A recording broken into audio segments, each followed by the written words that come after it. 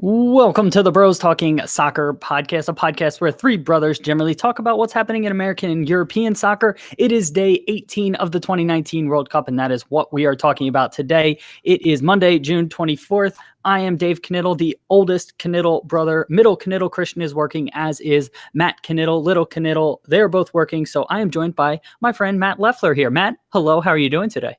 Well, I'm feeling a little keyed up today, Dave. My second team in the tournament lost. I thought they were the better of the two teams, and it's got me a little unhappy.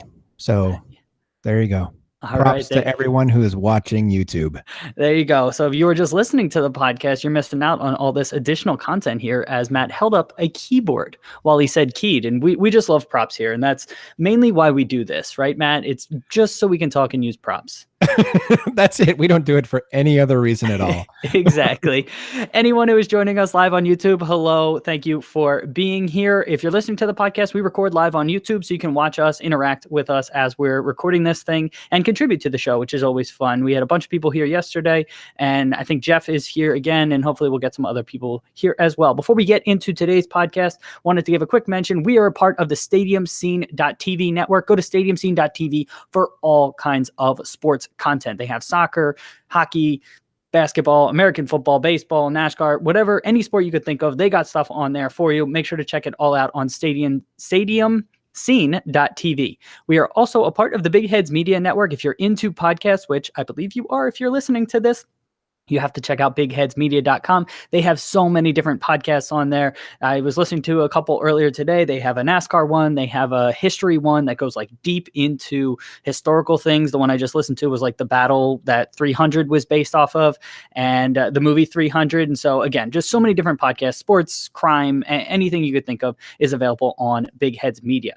Before we get to the topics, as has been our tradition for these World Cup podcasts, we have another question from our friend Jeff on YouTube, and he sends them via Twitter as I talk slowly to try to pull up the exact question. But today's question is about greatest Americans. Please tell me your greatest American in history in the following categories. So they are sport, politics, music, film, and then he wants a worst American ever. So Matt, who is your best American in each of those categories, starting with sport? Whoops, accidentally turned off the video there for a second. There I am. And he's back.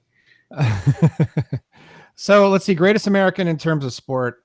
So this one was kind of a tough one because I don't really think like this at all. So I don't have a favorite song. I don't have a favorite band. I just don't think like this in any way, because I think this excludes other options and it excludes whimsy. So I like being a little whimsical. Like I could say maybe George Washington, but I think that's kind of like a pansy ass answer. For sport? Oh no, not for sport. But okay. Sport. I thought like Michael Jordan, but I don't know. He's kind of not that cool to people sometimes. And plus, he and Scottie Pippen single-handedly got Isaiah Thomas not to be on the first ever, I think, Olympic basketball team. And Isaiah Thomas was a Detroit Pistons star, and me being from Michigan, see Michigan guy in a Washington World shirt. That didn't sit right with me. So I don't have one. I just don't have one. Okay. I considered Jordan. I ultimately went with Muhammad Ali, one of the greatest boxers of all time. And he also had some cultural impacts and everything that he did at the time. So yeah, I'm going to say Muhammad Ali. And for politics, I did go with GW. I went with George Washington, just because of, again, founding father. Also, he set kind of the template for presidents and with their 2 terms. And I think it was FDR was the only president to go longer than that. But again, just a lot of the decisions that he made sort of shaped our country. So it has to be him for mine. Matt, I know you said you didn't. Did you have one for politics? Probably Thomas Jefferson. That was definitely mine because he was such an advanced mind for the time. And apparently he smoked weed. All right. There you go. He grew it. So. All right. Then I guess music. I know you're a huge music guy. Are you going to have a favorite musician? I don't see. That was a really hard one. I kind of don't. I mean, so like I'll list a few, like things like Robert Johnson basically created an entire genre.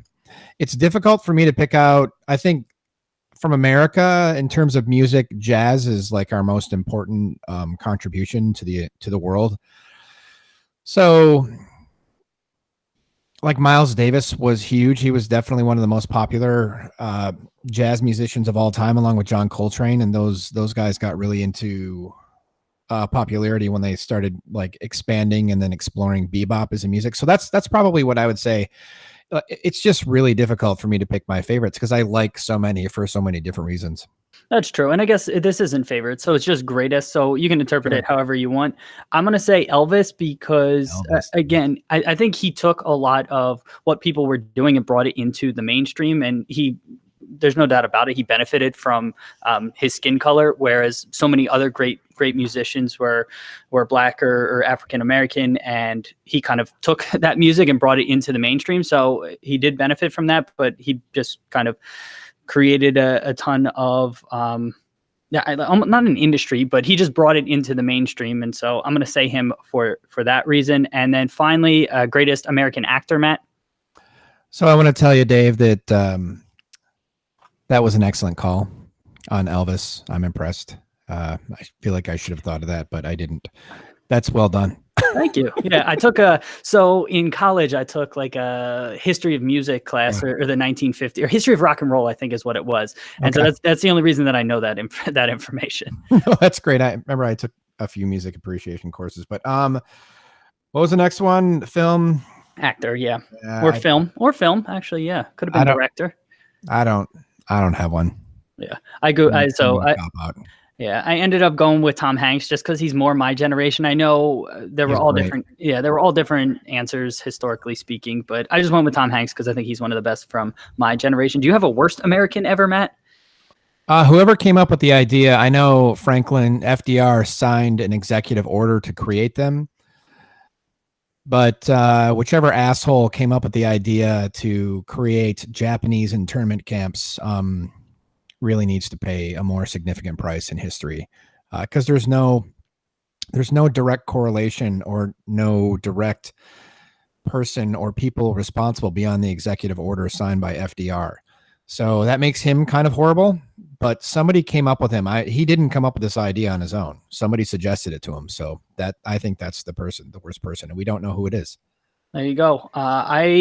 So I'm just going with Benedict Arnold because we literally name any traitor to America after him, even though, I guess maybe he wasn't technically American. And, I don't want to go too dark here, but there are tons of like serial killer, like terrible people. And I didn't really want to go down that route. And so I'm just going to go with Benedict Arnold. And let's get to the fun stuff now. Let's talk about, on that note, let's talk about the World Cup. Yeah, I thought about that too. But okay, we're here now and let's just move past it. We had Spain taking on the USA in the early match today, round of 16. USA prevails 2-1 in this one, but it certainly wasn't pretty, and it wasn't the greatest performance from the USA. Matt, thoughts overall on the match? I had a feeling that Spain was going to come out and surprise the United States a little bit. I thought that the United States was just going to think that they had it made and then go past Spain easily. And Spain has kind of surprised every team so far. They just haven't been able to finish, and then like within the first minute, they had 2 quality chances there on the United States, and thankfully it didn't go in. But I don't know. I thought the U.S. was kind of disorganized. They looked a little shocked, and I didn't feel like they were ready to play against an elevated opponent.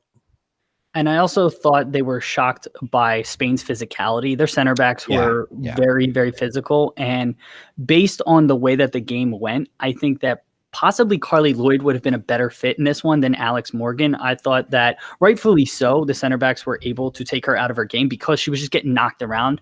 And Carly seems to be a little bit more of a battler, a little bit more physicality than Alex Morgan. Matt, any thoughts on that, or am I off base there?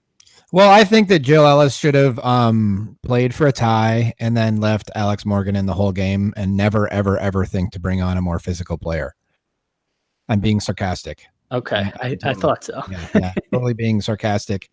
I have no concept of why Morgan was left in for 80 minutes to just get bludgeoned to death. It was ridiculous. Yeah, and so I'm in 100% agreement. Her substitutions were really odd, and Jonathan Tannenwald, who's a writer for the Philadelphia Inquirer, I believe, asked a question. I happened to see this on social media. We record this right after games finish, and so generally I don't get additional context here, but he asked Jill Ellis this question, and she responded that basically the momentum of the game was in the US's favor, and she didn't want to disrupt that momentum. I would disagree with that completely. I didn't think momentum was really with either team. Spain wasn't getting a ton of chances, but the U.S. wasn't creating anything either. It was a hot day. The U.S. had 3 days less rest, and they were crying out for substitutions from a number of players, and she didn't make them. And so I thought Jill Ellis kind of fell down on that front. But getting back to actual events that happened in the game, 5th minute is when the U.S. wins their penalty. And so this comes after a fantastic long diagonal by Dahlkemper out of the back to Tobin Heath. Tobin Heath, who we both have been less than impressed with. On this play, I was exceptionally impressed with her. Excellent first touch right around the Spanish defender. And then her second touch is around Leon, who comes through and she ends up stamping on Heath's foot. It's a definite foul for me. And the U.S. wins a penalty here. Matt, any qualms for you on whether this was a foul or not, or any thoughts on the play leading up to it? No, that was a great ball by Dahlkemper, and that was definitely a foul. That was gotten right the whole time. I just realized earlier that I had a second microphone in the picture. So that's pretty exciting. I'm going to move that out now. All right, fun stuff. Okay, so then Rubino steps up and she takes the penalty low to the left, and that's a theme, foreshadowing. And so she scores there, and the U.S. takes an early lead there. I then noted it was interesting that Spain decided to go with Hermoso at center forward. I thought that in the games when Hermoso didn't play center forward, she was able to impact the match a little bit more. And when she was at center forward, she could get isolated at certain points, or she would drift too much, and then Spain wouldn't have an outlet at center forward. Right after I write that down, the U.S. gives her the ball at about 20 yards away, and she has a fantastic shot. So this starts with the ball at Alyssa Nayer's feet. And there is Spanish pressure. It's not on Nayer at this point, but there are 3 or 4 Spanish defenders in the picture sort of closing down the U.S. defenders and Alyssa Nayer. It's Alyssa, right? I keep calling her Alyssa, and I wanted to make sure.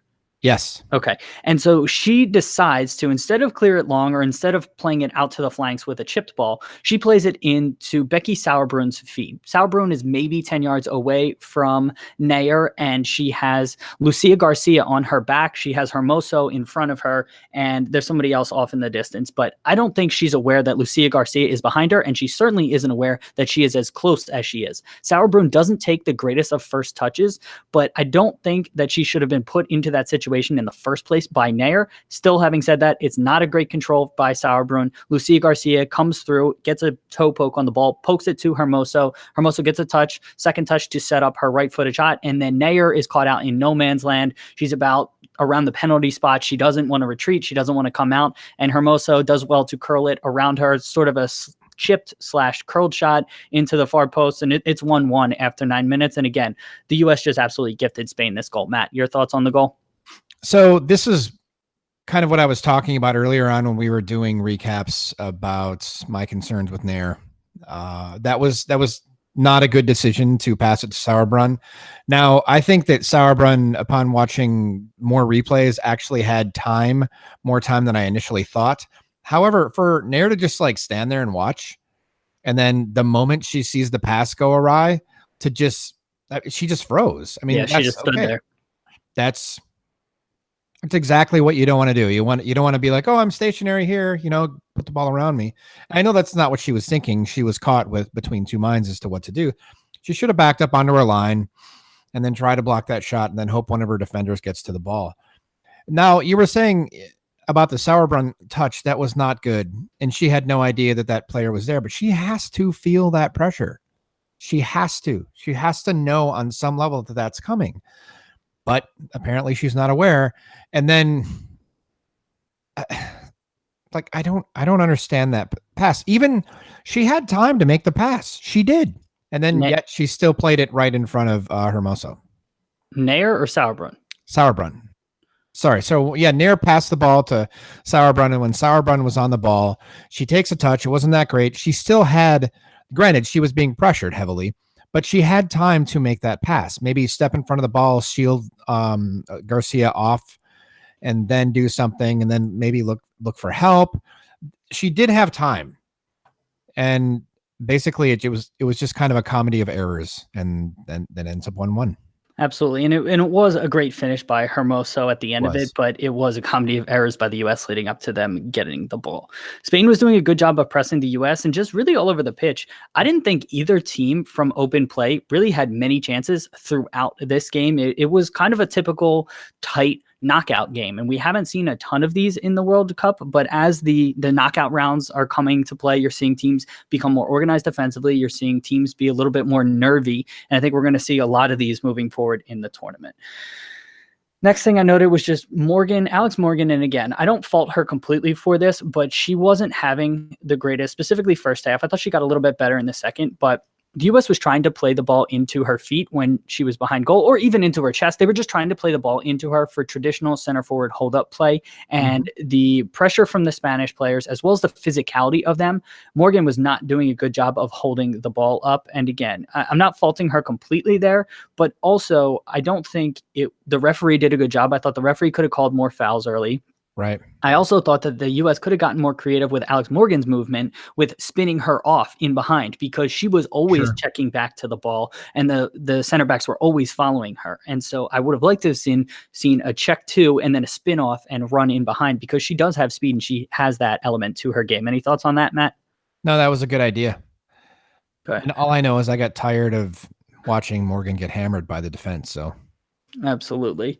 Nair, just some of her decision making early on. In the 27th minute, we had another near disaster where the ball was played back to her. It wasn't the greatest pass back. I think it was Crystal Dunn that played it back, and Nair has a window to clear the ball upfield. She tries to pass it back to Crystal Dunn, and the ball ricochets back and forth off the Spanish defender, off Nair again. And this was just another poor decision by her.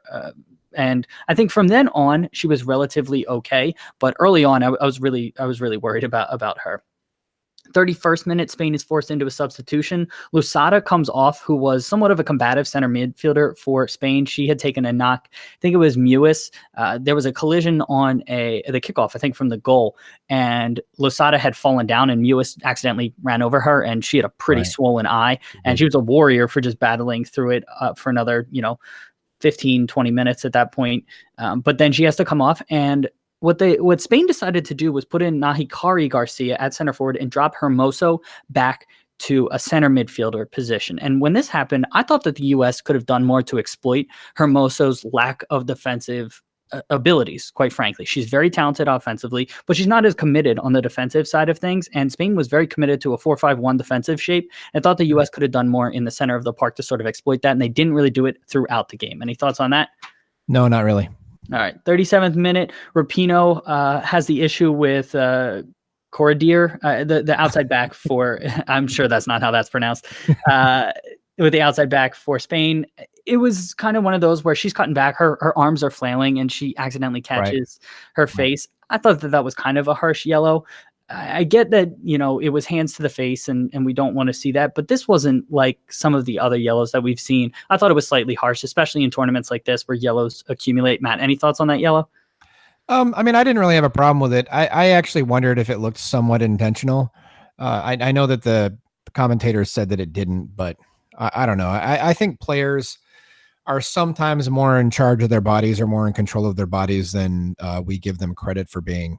Now, I did enjoy, and I could be wrong. Okay. I'm just some guy who watched it in my living room and made a judgment call. I did enjoy them smiling at each other and like kind of shaking hands and whatever afterward and kind of moving past it. So at least they were able to move on. So, and then they exchanged jerseys at the end of the game, which was cool to see as well. It was awesome. Any other thoughts from the first half? Because I really don't have anything. No. All right. Second half, I noted that there probably should have been a yellow for persistent infringement on Alex Morgan. Completely. And this was early in the second half, and I don't think Spain got a card till pretty late in the game. And again, I thought that the ref could have done more for the persistent infringement, which was a clear tactic from Spain. Game needs Carly Lloyd. That's what I wrote. No subs for the U.S. until I think it was the 80th minute. I noticed they didn't have any by the 70th minute, and I'm just pulling up. It was the 80th. It was around. Yeah. And so it was just crazy to me that that there weren't any substitutions. Again, like we already touched on, I don't need to harp on it. 71st minute, US won another penalty here. This was a weird situation. So the ball gets crossed in, and who plays it? So there's great off the ball run by Crystal Dunn. Megan Rapinoe has it on the far side of the pitch. She has a nice slip ball in between the center back and the outside back for, again, just perfectly weighted. Crystal Dunn hits in a nice cross into Morgan's feet. Morgan can't control it, unfortunately. The ball is bouncing. Lavelle gets a foot to it and then has her heel / calf area kicked by Torresia, and Lavelle goes down somewhat theatrically here. So the referee calls it, and then it goes to VAR, and the decision is upheld. So, Matt, first off, thoughts on the penalty being called, and after the VAR review, it's standing. Well, I don't have a problem with it being called initially. I understand why it was called initially. The VAR was really difficult to actually see a touch. So I disagree, and the reason I say that is because I noted if you watch Torresia's, that's what I'm calling her. Yeah, her foot. You can see her ankle is like kind of like this. So anyone who's listening to the podcast, her ankle's in a certain position, and when it's near Lavelle's heel / calf area, it moves in an unnatural way that wouldn't just happen if she wasn't hitting an object. And so again, I'm probably overanalyzing it, but it clearly, from my perspective, makes contact with Lavelle. All right, so let me clarify for people who are just listening. So basically it goes from what would be like a 75-degree angle to a sudden 90-degree angle, and that's what you're saying, right? Exactly. Yeah. Okay. Either way, the ref saw the touch, awarded the penalty, and then things got a little sticky. That was ridiculous how, first of all, Morgan wanted to take the shot, which I thought was actually kind of cool. And then it goes to VAR, and then the Spanish players were standing at the spot, and they kept like kicking the ball around and then moving it around on the spot, and like just kind of doing things to unsettle whoever was going to take the penalty for the United States. That's all I got. Yeah. Well, I thought it was really odd that Morgan was the one that was going to take it initially, and then Rapinoe is the one who ultimately takes the penalty. So that was odd. I also wrote down the Spanish players crowding around Morgan while the VAR review was happening. Right. I thought the referee should have moved them away, and while that was happening. But Rapinoe steps up, and I just had a feeling that she was going to hit it the exact same way she did the first one. She did. The goalkeeper dove the right way, but it was just too good of a penalty. And again, low and to the left from Rapinoe. The U.S. goes up 2-1, and they don't really look back from there. Any other thoughts, Matt, before I give my final thoughts? So, yeah, I'm going to go back to a couple things just that I noticed. So right around, I have to point this out because it was such a beautiful play. First of all, I think Sam Mewis was by far the best player for the United States on the field today. She was so silky smooth on the ball. Her turns with the ball were just a thing of beauty. In the 59th minute, Dunn, who had been kind of getting lit up on the left side and absorbing a lot of pressure, I did notice that in a lot of the second half, Dunn was basically staying home to guard the left flank and not getting forward as much. She made an incredible pass in the 59th minute to Mewis that took out 5 different Spanish players, and all Mewis had to do was like just turn and drive moderately at the Spanish defense. It didn't amount to anything, but if Dunn could continue to make those kind of passes, that would be incredible. And also, I'm thinking Sam Mewis might be playing her way into a starting role no matter who has yellow cards. And what, I don't know if Ellis, I continue to be not Excuse the hairdryer going off in the bathroom if anyone can hear it. My wife is getting ready for flight. No, that's just good times. It's, I can't wait for a skateboarder to go by or the yappy corgis to go by. I'm surprised that they haven't gone by. Anyway, where was I? So I'm going to jump on the Ellis harp train. And sometimes I really wonder about her acumen with in-game management. I just don't think that she sees the game in a way that is necessarily the most advantageous for the team. Now, again, I'm one man sitting here on my couch watching the games, but I'm sitting here looking at the players going, what is going on? At least she made the adjustment, or the players made the adjustment to have Dunn stay home more, and that did help. That did help. It did. And I noticed the same thing, actually. So I noticed that she was much more conservative in the second half, and it really worked. Because in the first half, I noted that she was getting a little bit more exposed. Whenever Spain had somewhat decent attacks, again, they didn't have a ton of chances, but when they had half chances, they were coming down Spain's right flank, which would have been Crystal Dunn's side of the pitch. Right. And more or less, they were kind of snuffed out in the second half. So, yeah, I'm in agreement with that. And also, I was really impressed with Mewis. And I know Haran likely would have been starting for her, but it's really tough to know who sits between Lavelle, Ertz, Haran, and Mewis, because based on the way the U.S. plays, you can only play 3 of them. And as impressed as I was with Lavelle, I don't know, maybe it is Lavelle that sits, and it's Haran and Mewis with Ertz. I don't know. What do you think about the midfield moving forward? I don't know. I think Ertz is the most valuable. I think possibly Lavelle going forward is the second most valuable, and the decision is between Mewis and Haran. And I think that Mewis is turning out to be the best conduit between the back and the front, playing, like a number 8 kind of pivot role. That's how I think it's turning out. Haran is also excellent doing that as well. Maybe Haran's a little bit better defensively. I don't know. It's just, I wouldn't want to have to make that decision, but based on what I'm seeing, I would probably be starting Sam Mewis and then bringing Haran on late in games, not at the 85th minute or whenever she was brought in, hungry to be a battering ram at the end of games. Fair enough. So last things I noted, I thought the U.S. did relatively well to close out the game. They dropped Ertz back. So when Haran came in, Ertz dropped to be another center back, and the U.S. finished in kind of like a 5-3-2-ish formation, more like a 5-4-1 almost formation. And last thing that I think we need to highlight, at the very, very end of the game, there's a situation where the ball is bouncing towards the top of the US's 18-yard box. Paredes, the Spanish captain, had gotten forward and looked to go take a shot, and there's a collision with either, I think it's Mewis or Haran. I believe it's Mewis at this point. Right. And she kind of falls over. This was never looked at. No replays were given. And so, Matt, did you see the play? I mean, what did you think? See the play. It was, the camera was panned out so far, you couldn't really tell what happened. The thing that I thought was maybe if it was Mewis who won the ball, she won the ball way before that happened. And so maybe, the Spanish player came in late. That's the only explanation I came up with.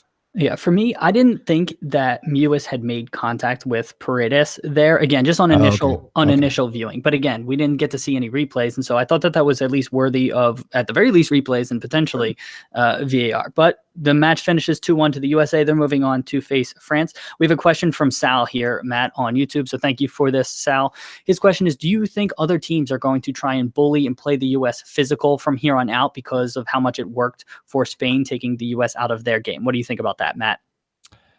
Yes.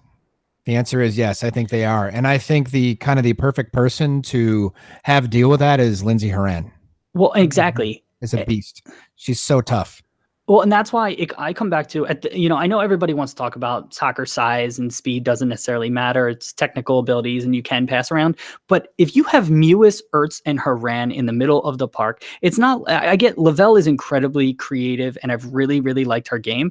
But if you have those three, they are just physical players, and it's not like they're not creative and can't pass either. And then you combine that with whether it's Rapinoe and Heath, or you throw in Kristen Press in there somewhere, and you can still have creative in the attack, and you have enough options that if people want to get physical, I mean, if you have Haran, Mewis, and Ertz in there, maybe they fight back. I didn't think there was enough of that from the U.S. today, and that's why I was kind of harping on Haran earlier. Thoughts?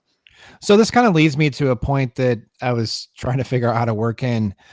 So the United States was relying too much on brilliance rather than working through a system, I thought. Going forward, it was like, hey, is Lavelle going to be able to spring something free? Hey, is Rapinoe going to be able to spring somebody? And frankly, it looks to me like Megan Rapinoe has lost a quarter of a step from 2 years ago. I think age is finally starting to show. Yeah, so that's actually a little bit sad, but she's still a phenomenal player and she still should be starting. I almost said sharding. Oh my gosh. No, I just said she should not be sharding. No, we shouldn't. Yeah, we should not be having that. So, and then, the same thing with Tobin Heath. So that was really frustrating to me. So basically bringing on somebody like a Haran and then having Mewis. First of all, Mewis is basically as technical as those other players. She's just more subtle about it. She's excellent with hold up play. She doesn't really lose the ball. She's an excellent passer. She has great vision. She's used to working with speed and working with players who aren't that fast. She's huge. She's difficult to move off the ball because she's so big and powerful. And so, yeah, I think that they would be able to have a different style of creativity in that it wouldn't be flashy, and then be able to link up through the front, and then hopefully, honestly, I guess you would probably want Carly Lloyd in at this point because she's so good at finding, a yard and a half or 3 feet or 2 feet of space or something like that, and then just turn and shoot. Yeah, so I'm in agreement. I think that teams will try to use this as a blueprint, Yeah. try to play them physical, but I think the U.S. has a plan B to that and has a team that can match up physicality-wise, and I thought that today they kind of didn't here, and I don't know if it was the heat. Rapinoe, I know you said she may have lost a step, but, they have played on 3 days less rest. It was very, very hot and humid there. That might have played a role in this, and, France is going to be coming off of brutal 120 minutes. And so they might have a little bit of legs. They have an additional day of rest, but they might be a little bit leggy here. And I do think teams are going to try to play them more physical, but I think the U.S. has a plan B that they can sort of match up with that physicality. Great question, Sal. And that's something we're going to be looking out for as the game or this tournament advances. Matt, any other thoughts on this match? No, sir. All right, let's talk about the second match of the day, which was Sweden versus Canada. Sweden ends up prevailing 1-0, and I think we both didn't have a ton of notes from this. Sweden more or less came out and wanted to play defensive, wanted to make the game ugly, and I think they more or less succeeded at doing that. Matt, I know you're a Canada fan, and we're kind of emotionally wrapped up in this game. What were your overarching thoughts on this? Geez. I wish Canada had somebody other than Janine Becky playing the full 90 every damn match in the front. I wish that they would have done something where they would have done a rotation of Prince and Rose just to create something. Becky is prone to making, I'll say, interesting decisions where she will shoot from distance, which, yay, that's great. But when you're shooting from distance and you have a better pass that's on, that's not great. So she's a really technical player. She's willing to shoot from anywhere. She prefers shooting off her right foot. She will shoot with her left foot. She just isn't clinical. And I just don't think she has soccer maturity to really be able to break down difficult situations. I also think that she tries to play too physically for her size. She's fast though. Yeah. So that's yeah. I unfortunately noted her as probably one of the worst players on Canada today. And this was even before the missed penalty. Some of her decision making on some of her execution, some of her passes were just troublesome head scratchers, just straight up dribbling. Sometimes she would trip herself up. And yeah, it was really tough to see. And I don't want to harp on her too much, especially because of the missed penalty as well. But I thought she had a pretty poor game for Canada. And the other thing that I wanted to highlight or talk to you about, Matt, because you're a Canada fan, is Christine Sinclair too deferential at times for Canada? Or is that just something, I guess I'm thinking like Carly Lloyd is, give me the ball, I'm going to score no matter what. Whereas Christine Sinclair maybe tries to make the right passes, but because, her teammates aren't executing. It didn't look like she ever just took the game and was just like, I need to do something. I don't know. Is that not her game? Do I have too lofty expectations? What are your thoughts on that? So there's been a couple things that have gone on. Excuse me. So this entire tournament, people have just, talked up Christine Sinclair and the goal scoring record and so on and so forth. And then like the State of the Union podcast, Alexi Lawless said that Canada was a one-trick pony and they only had Christine Sinclair going forward, which is just complete crap. Especially which just told me that he has no familiarity with Canada at all. So to answer your question, I think there was a lot of background narrative on Christine Sinclair that I think kind of educates or informs people's expectations. Now, 8 years ago, Christine Sinclair, I think, would have been less deferential than she is now. She's older. I mean, I think she's 36.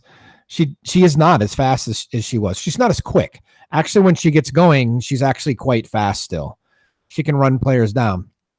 But she still can turn and shoot, and she's more clinical. So yeah, the answer is I don't think she should have recognized that Becky was having a bad day and then been more selfish and then said, hey, you make runs off to here, but I don't know, maybe she knows that Becky can slip into a mental slump or something. We don't know, right? But yeah, Sinclair should have kept the ball more. She should have gone for more shots, and she probably finishes one of those 4 chances that she would have gotten had she taken them herself. Yeah, I was going to try to pull up to see if she even had a shot in this match. I can't recall any. She had 1 shot apparently, and it was off target. So yeah, I just would have liked to see even so. Again, we're going out of order in this, but that's fine. No, I think it's better on the discussion. I thought Leon, who came on late in the game, she was at least out there trying stuff as a forward for Canada. Right. And throughout the game, I thought Sweden did a great job of just making it difficult for Canada, and nobody on Canada wanted to take a risk or take that chance. And for as amazing as Schmidt and Scott played in the center of the park, they were great.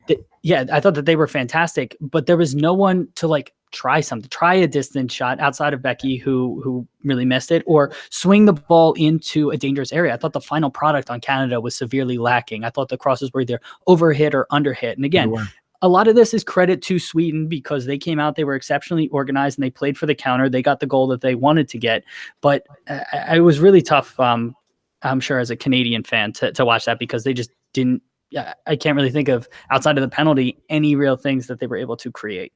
Yeah, they never looked like they were going to score. They looked like they were going to get deep in the opposition end. They looked like they were going to threaten to create chances. And then when push came to shove, the chances just weren't created. One of the things, so Leon, excuse me, when she came on, I believe the last 20 minutes of the previous match, she was fantastic. And Becky has been mediocre throughout the entire tournament. I don't understand this. So France didn't start Tine. It's because she was having a crap tournament. So, okay, so what's your problem, coach?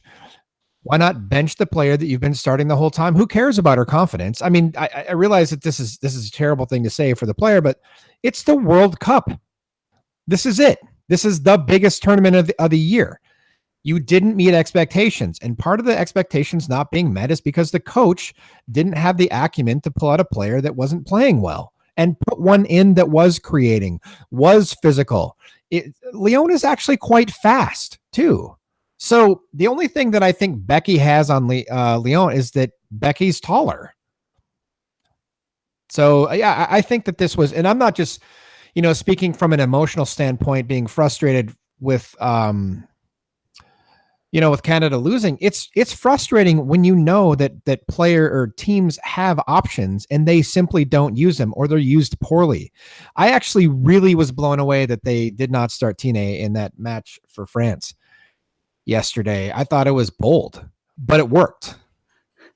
So let's not. I actually thought that it was a mistake not to start Tine, and I think that actually contributed to France, or to Brazil, getting their goal, because Tisa wasn't tracked by Busaglia or Henry, but whatever. That is to one side. Getting back to this match, I think you're spot on there that it would have been, and probably should have been, a decision to pull Becky out earlier. Only thoughts that I have from the first half: Canada was on the front foot through the first 10 minutes. They had a number of corners and they just weren't able to convert them. They had 8 corners throughout the game and really didn't challenge Sweden at all. All of the corners were driven by Becky. Again, we talked about that. They were on the kind of the flat trajectory and didn't really amount to anything. And eventually Canada did this weird thing. They did it a couple of times, but Becky moved from left midfield or left wing to right back and flipped with Lawrence. You don't generally see that. You might see outside, wingers flip. Even on the rare instances, you might see outside backs flip, but very rarely do you see an outside back on one side flip and become the winger or midfielder on the opposite side, and they switch positions. So I thought that was a really odd move by Canada. And again, I thought that Lawrence probably should have been playing further up the pitch throughout the game. Becky didn't have the greatest game, and maybe Becky should have just been outside back from the very start. But any other thoughts on the first half, Matt? Yeah, I don't really think Becky should have started the match. There you go. Especially based on her history throughout the tournament thus far, she wasn't quality. All right. Halftime comes. Sweden in the second, they started to get a couple corners, and they were doing the thing that they've done all tournament, where they were having 5 or 6 players crowd the 6-yard box. And Labelle, is that the Canadian goalkeeper? Labe. Labe was doing well to deal with that, but again, that's something to continue to watch because that seems like Sweden's go-to play on corner kicks, Right. and they're going to stick to it no matter what's happening. Then Sweden gets their goal in the 55th minute, and it is just an excellent counter by Sweden. So there's a great ball, and it's perfectly weighted by Aslani into Blackstenius, and all of this came about because I believe it's Becky, again, who's the outside back. There's either a miscommunication or just a very, very poor pass into, I think, a center forward. I can't remember if it was Sinclair or somebody else, but she's trying to pass it, and she has a couple different options. She chooses one of them that's kind of risky, and the player is actually running away. Sweden relatively easily steps through, intercepts the ball, and they counter the opposite way. They get the ball to Aslani, who drives at the Canadian defense and then just plays a perfectly weighted ball in behind the Canadian attackers. It had a little bit of bend and Canadian defenders, excuse me. And then Blackstenius gets to the ball first because it was perfectly weighted. And then she finishes, and Sweden goes up 1-0 here. Matt, any thoughts on that? You could kind of feel the momentum shifting for Sweden in the second half. And it looked like they were going to score, and Canada looked like they really had no options. And so I wasn't really surprised when it happened. Fair enough. Yeah, and I mean, I'm in agreement. 66th minute, Canada gets their best chance of the game, and it comes off of a corner kick. The ball is semi-cleared, semi-knocked down to... See you, hon. Love you. I'll cut that. 66th minute, the ball is... So no worries. Yeah. So my wife is traveling, so I just wanted to say goodbye to her. So that's a quick explanation for anybody on YouTube who is watching. She says goodbye to everybody here. Bye, Kristen. All right. They say goodbye as well, hon. All right. So 66th minute, Canada has their best chance of the game, and this comes on a corner kick. It's driven in by Becky, as is what they've done the whole game. It's either headed and or cleared out to the top of the box. I'm not sure if Canada knocks it down. It just ends up popping out to the top of the box. Desiree Scott has a shot, and there's crowded traffic, and it ends up hitting Aslani, who is closing her down, but her arms are outstretched, and she may have only been a yard away from this, but again, because her arm is outstretched, I'm okay with this being a penalty called. I think this went to VAR and the penalty was given. But Matt, what did you think about this? Did you think it was a penalty? Oh, yeah, especially on the replay. Her arm was out.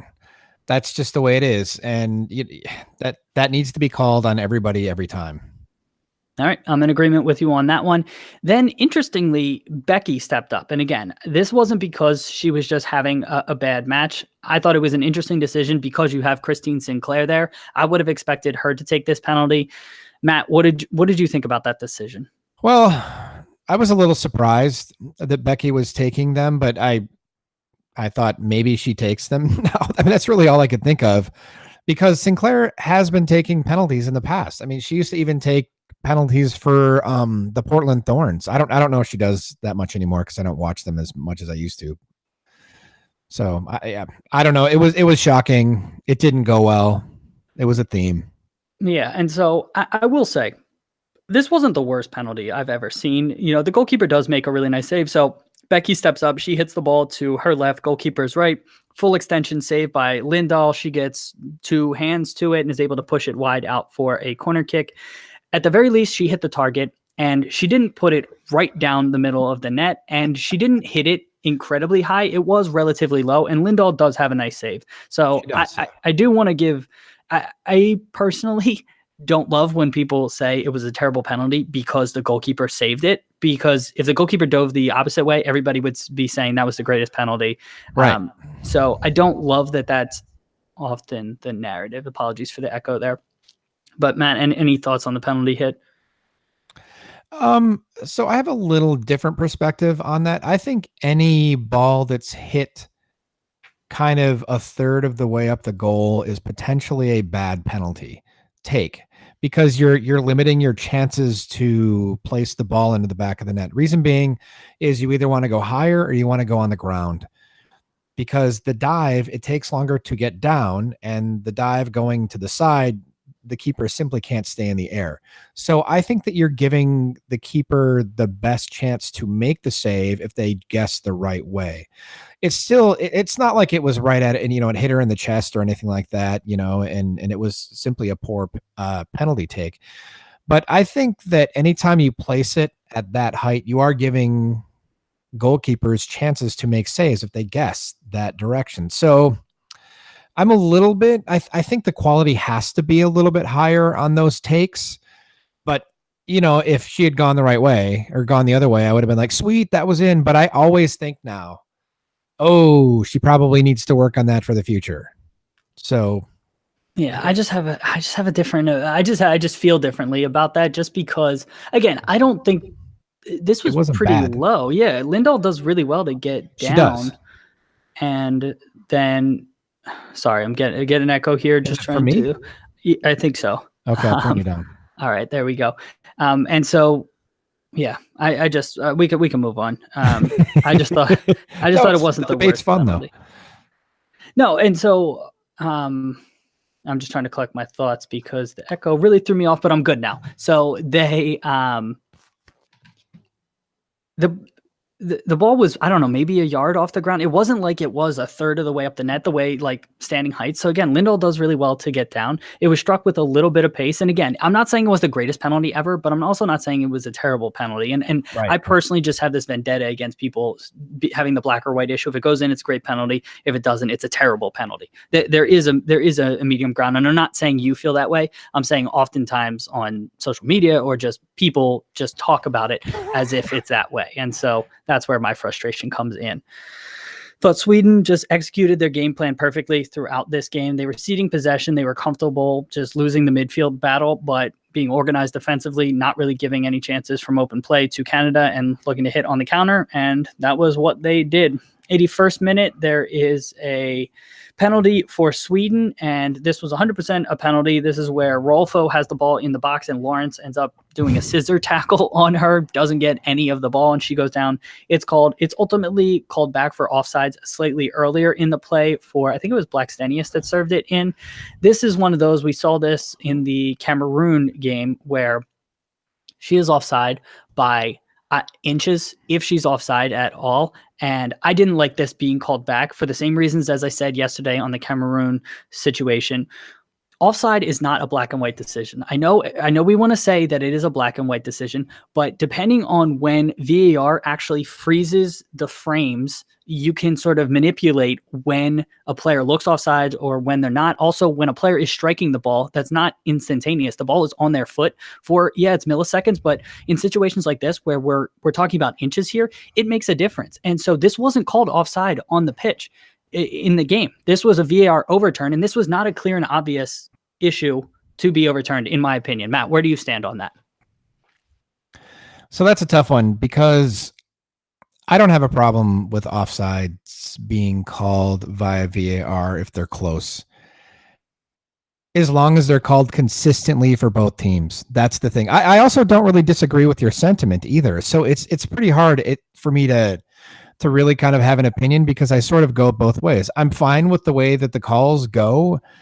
And I would have felt the same way if that had been a Canadian goal. I would have been like, oh, that's too bad. But yeah, at least they got the call right type thing. That would be my mentality on it. However, I understand the point that you're making. And I can't really argue against it. I just don't have that problem with it. But I was never a midfielder or forward on a soccer pitch ever. So yeah, I just feel like it's just we're splitting hairs here, and this should be, VAR is for clear and obvious errors. For me, this wasn't a clear and obvious error. It was splitting hairs, and again, depending on when the replay is frozen, it can look like it's offside versus not. And for something that wasn't called on the pitch, and then for the replay to, again, I'm not 100% convinced that it was offside versus not offside. Sure. I know they want to put up their lines and say, her shoulder blade was offside or something like that, but I don't like these calls, and I thought Sweden should have had a penalty here. Canada, I thought they didn't have any ideas going forward whatsoever. 86th minute, Sweden has a really nice set piece that Aslani hits a full volley onto the net, but Desiree Scott does well to clear it off the line. And that was more or less it. 98th minute. I thought that this was just a dumb foul by Glass, the Sweden center back. The ball is bouncing on the far side of the pitch, right on the edge of the 18-yard line. And Lawrence is there. Glass just jumps into Lawrence and commits a foul. They didn't show a good replay to show how close it was, to the 18-yard box. I thought that this could have potentially been a penalty depending on your interpretation of when the contact happens. And it was just a really dumb foul for her to commit in general. Canada, has a little bit of chaos from this. I think it eventually gets cleared, and then there was a corner, and then there's some more chaos. I think it might have been Desiree Scott there. Whatever. There's another shot eventually, and it comes off whose elbow? Swedish defense, Sembrandt's elbow. It was tucked into her body. It goes to VAR, but the game's over. And Matt, any other thoughts either on this play or just how the game finished? No, I thought that was fine. That was not a penalty. She was doing everything she could to, rather than having her arms sawed off, to not get her arms in the way or hand in the way. So, agreed. Final thoughts from this game? Not really. Sweden was better tactically. They had a better game plan, and they won. Yep, I will agree. Even though, again, by possession numbers, the way that it might have looked, especially with build-up play before you getting to the attacking third, it looked like Canada was dominating. But I think Sweden was comfortable with that and executed exactly what they wanted to do. And even though they didn't have the ball, they controlled the game. And that's something that's really, odd for people who maybe either aren't soccer fans or just watching casually to understand that concept. But you can control the game even when you don't possess the ball more than your opposition. And I thought that Sweden did that very well here. Matt, what was your save of the day? My save of the day was the 86th minute save off the line by Desiree Scott in the Canada-Sweden game. Excellent call. My save of the day is going to be Lindahl on the penalty. She does well to stay on her line. She has full extension, tips it around the post, doesn't give up a rebound. And again, I thought that, again, like we talked about before, it was lower than is easy for goalkeepers to get to. And so I thought that that was incredible. And that is why it was my save of the day. Matt, what was your goal of the day? It was the Spain goal versus the United States. That was a great goal. Yep, I will agree with that. Whatever. For argument's sake, I'll say it was the Sweden goal just to pick something different. That was just such a pretty ball by Aslani to weight it perfectly, to have the trajectory and the spin on it, to get it right into Blackstenius's path. And a really good finish by Blackstenius. She's getting closed down by the goalkeeper, by a defender, and to keep her nerve and put that on target. I'll say that is my goal of the day. And Matt, what was your moment of the day? I'm struggling too, actually, because I was not prepared here. I'll say it was the save on the penalty, I guess. Because that was the difference. I was thinking the moment of the day was probably also the Spanish goal, because that fully announced Spain as a contender in the game. And I really don't think the United States was mentally prepared for this game. I don't know why I think that. I think they were being outcoached. I think that they were lucky to get this win. They had to gut it out. And Spain, they capitalized on an opportunity that the United States deserved to be punished on. And it just announces that teams are no longer just afraid of the U.S. for being the United States, which is good for women's football, women's soccer. It's good for it. Being a United States fan, sure, like that makes me a little sad that people aren't just playing off and not pressing us. But the reality is overall, it's way better for women's soccer. Oh, I'm going to say something that's kind of a non sequitur here. The NWSL is in trouble. I realize that I don't know what that's going to do. Every single league in Europe, well, not every single league, but the Premier League, the Swedish leagues, the Norwegian leagues, actually the Spanish league now is starting to, the French Bundesliga. Yeah, they're all paying more than NWSL. They're not facing contraction in the amount of teams that they have. And I don't think that people really realize how important the NWSL is to United States development.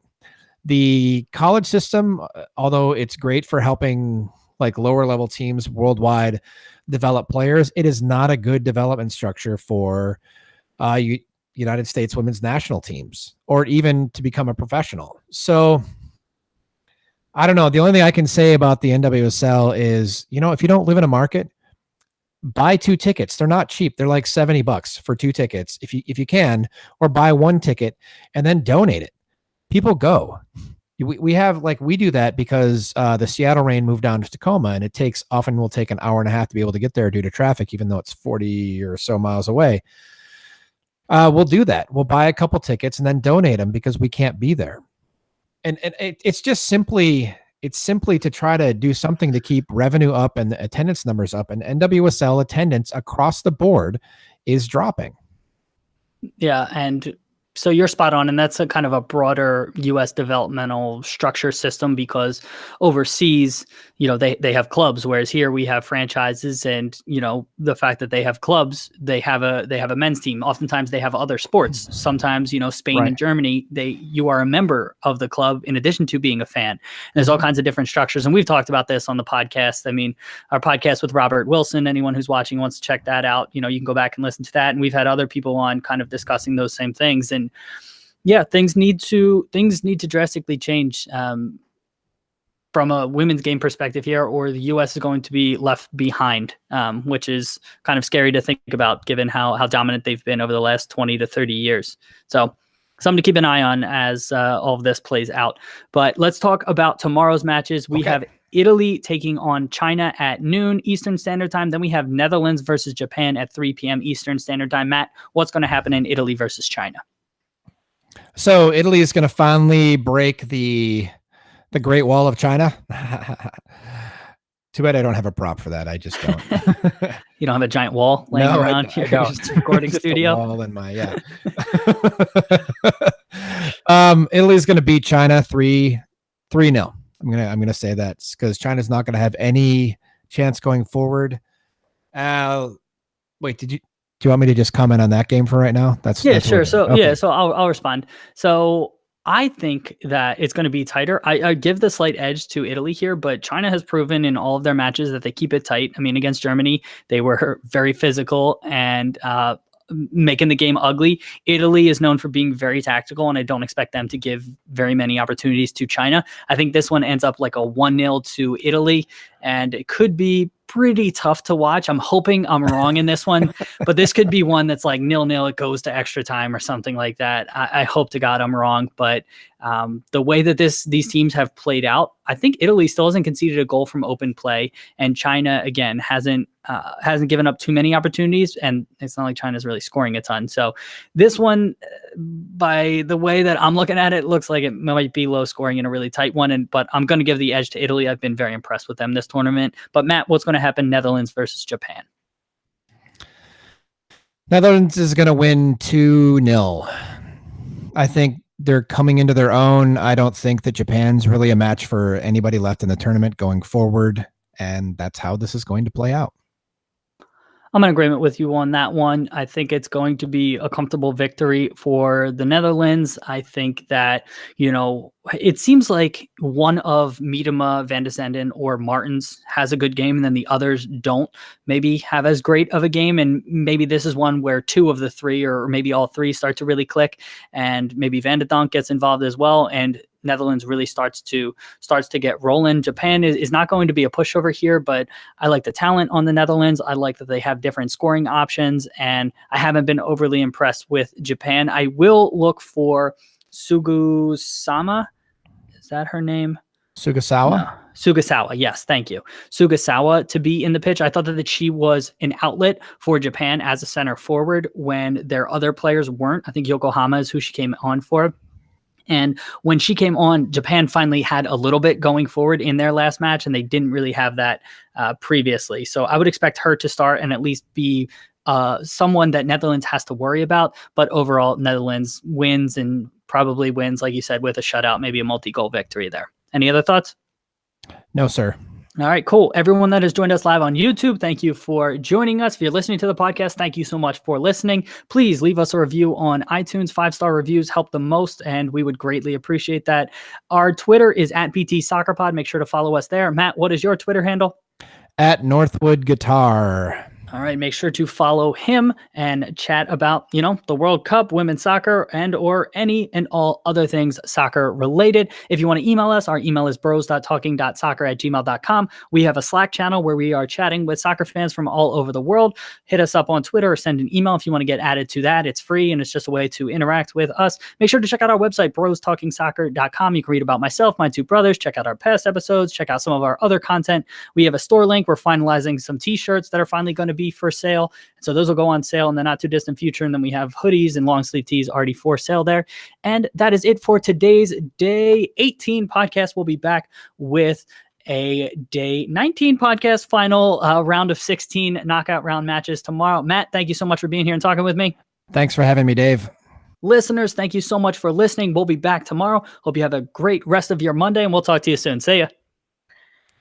All right, people on YouTube, thank you for being here. James, thank you for being here. If you guys mentioned the U.S. second penalty, but not a penalty. Interesting. I think it was a penalty, James. We talked about it, and we talked about the angle of the foot. You can actually see it move, but, oh, man, when we talked about that probably around the 20th minute, if you want to go back and watch, or it'll be on the podcast. And then Sal is giving the nod to Japan in an upset there. So okay. Bold call, Sal. We'll see what happens. That is it, everybody. No Jeff today? Jeff is here. Yeah, Jeff's been here. He wanted to go with Jackie Robinson, FDR, Chuck Berry, and Orson Welles were his people. All right. Jeff, keep it positive, man. All right, there you go. All right, looks like Drew and James are getting into it. So yeah, James, if you actually look at the replay of Paredes, I think is the one who hits Lavelle's leg, you see her foot like this, and then when her foot gets near Lavelle's leg, it moves in an unnatural way that she wouldn't have moved if she didn't make contact with Lavelle. Lavelle does go down soft and relatively easily, but there is contact there, and that's why I'm ultimately okay with the pen call. That's not just a homer pick. That is it, everybody. You get a little bit of extra content at the end there for the people on YouTube. So we hope you enjoyed it, and we'll be back tomorrow. See you, everybody.